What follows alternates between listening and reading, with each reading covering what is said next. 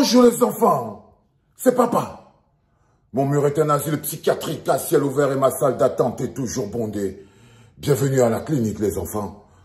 Les enfants, nous avons une mission claire qui nous a été confiée par notre grand frère Aman Mana.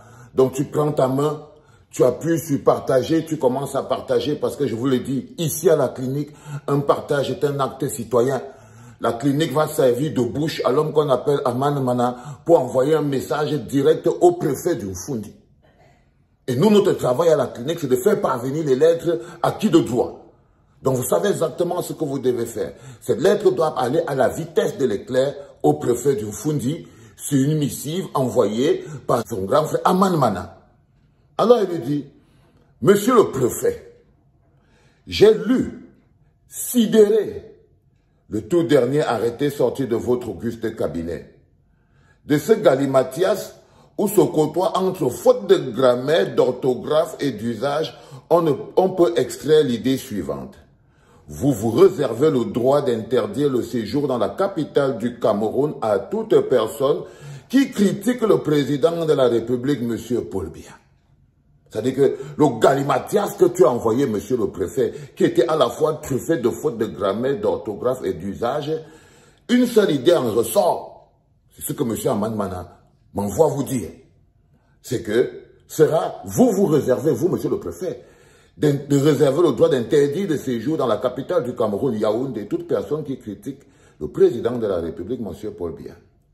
Cher monsieur, toi, monsieur le préfet du Mfundi, à 2 balles, Walou préfet, à quoi vous occupez-vous en décembre 1990 et en janvier 1991? Première question, monsieur le préfet, tu étais où? Tu étais où en décembre 1990 et janvier 1991?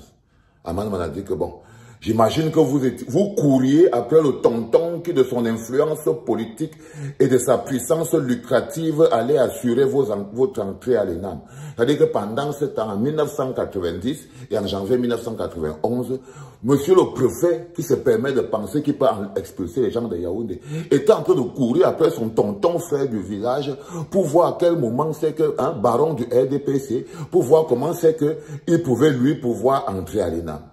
Eh bien, cher mon ami le préfet, en ce moment-là, un jeune banquier, Célestin Monga, interpella votre vache sacrée dans une lettre ouverte publiée par le messager de Pius Njawé. Est-ce que tu connaissais même Pius Njawé? Tu connais même pas ton histoire.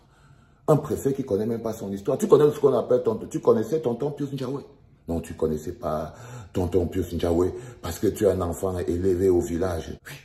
Célestin Monga, en 1990, il avait écrit une lettre. Une lettre, si on te parle qu'on a manqué de respect à quelqu'un. Ah oui, la première personne qui a manqué clairement de respect à Pumba. Toi, tu n'étais même pas encore là. C'est l'homme qu'on appelle Célestin Monga. Et on lui a collé un procès pour outrage au président de la République.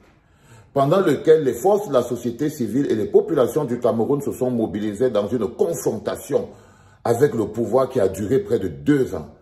C'est ce que l'on a appelé les années de Brest.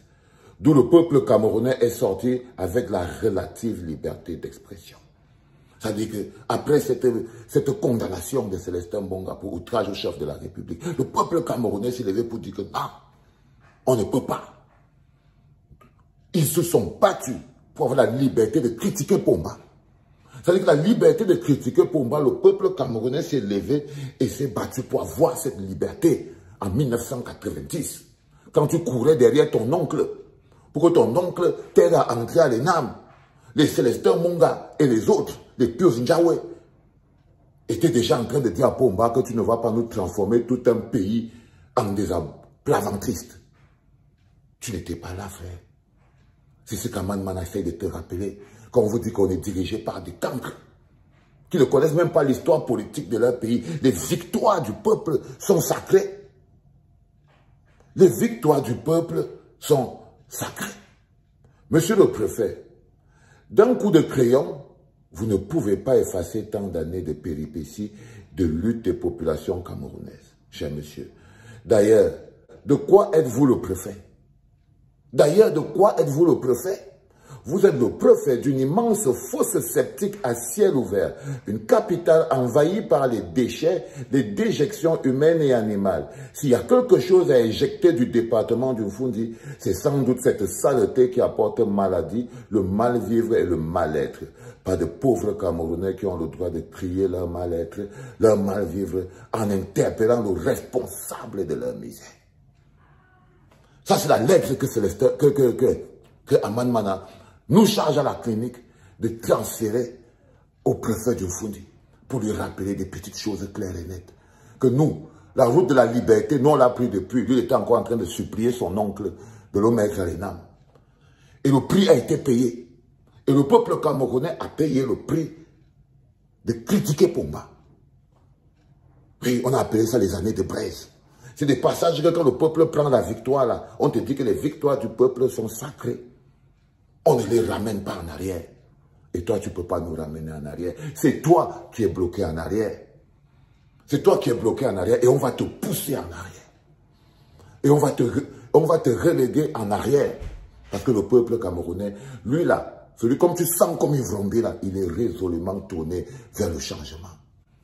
C'était papa.